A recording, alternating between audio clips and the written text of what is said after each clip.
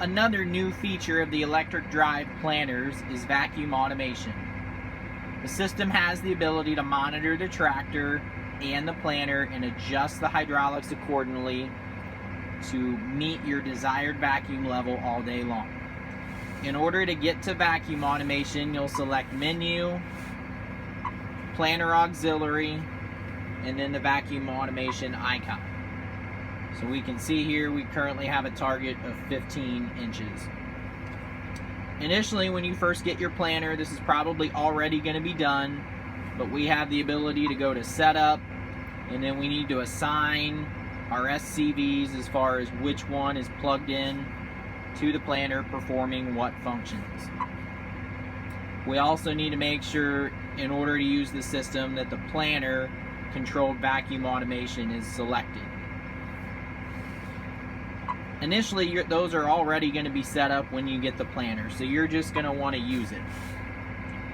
So the first thing you need to look for is on your tractor command center, make sure the appropriate icon is stating auto.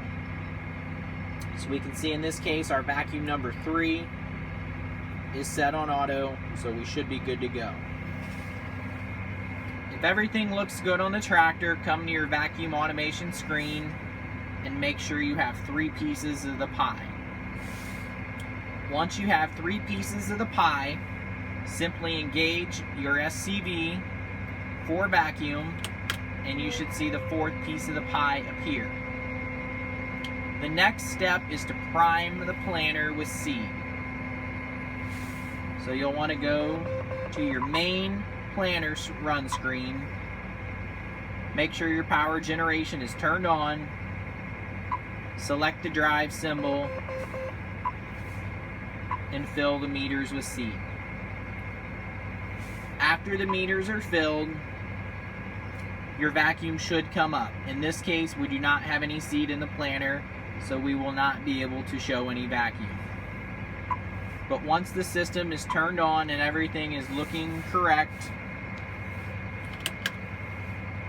we should get a full vacuum automation pie, which should look like so.